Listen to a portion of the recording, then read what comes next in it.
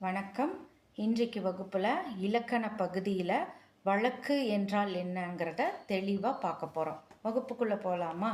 வழக்கு என்றால் என்ன?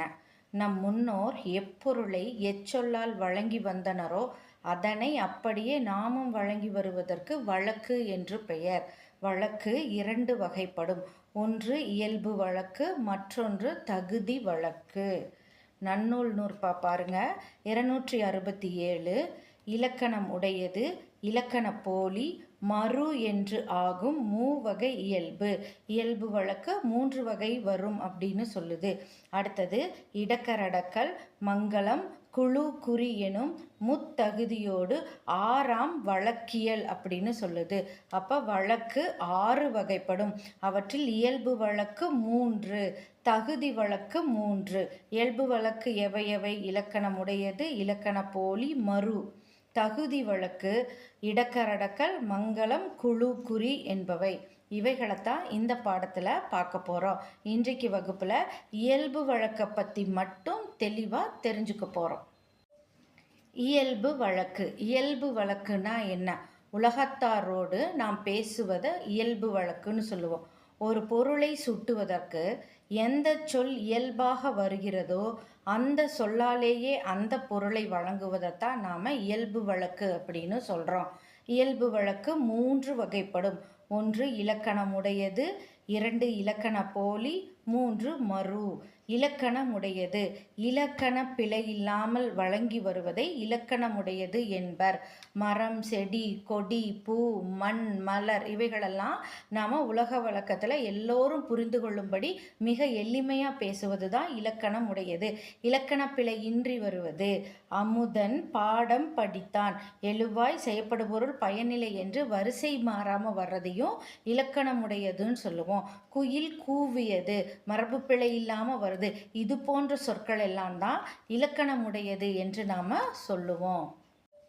அடுத்ததா இலக்கண போலி. இலக்கண போலி அப்படின்னா என்ன? இலக்கண நெறிப்படி இல்லாவிடினும் நம் முன்னோர்களால் இலக்கணமுடையவை போல் ஏற்றுக்கொள்ளப்பட்டவை இலக்கண போலியாகும். எடுத்துக்காட்டு பாருங்க.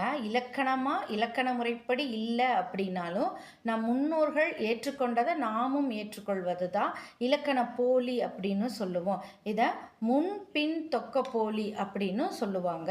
எடுத்துக்காட்டு பார்க்கலாம். கோவில். உடம்படுமை புணர்ச்சி விதிப்படி கோவில் என்பது தான் இலக்கணம் உடையது. ஆனால் இலக்கண போலியா நாம் கோயில் என்ற சொல்லையும் பயன்படுத்துகிறோம். இல்லத்தின் முன், முன், இதுதான் இலக்கணம். இலக்கண போலி முன்றில்.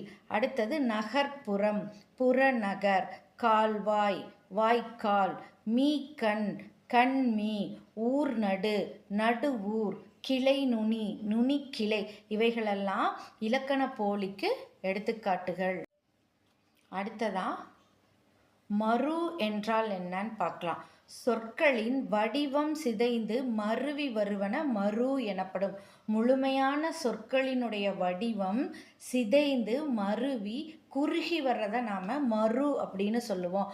அது ஊர் பெயர்களாக இருக்கலாம், நாம் சொல்லக்கூடிய வினை சொற்களாக இருக்கலாம், நாம் வைத்து பெயர் சொல்லக்கூடிய பெயர்களாக இருக்கலாம். இவை எவைகளாக இருந்தாலும் அந்த முழுமையான சொற்கள் குறுகி ஒலிக்கிறது தான் நாம் மறு அப்படின்னு சொல்கிறோம். எடுத்துக்காட்டு பாருங்க. தஞ்சாவூர், தஞ்சை. மலையமா நாடு, மலாடு. சோழ நாடு, சோநாடு. யாவர், ஆர்.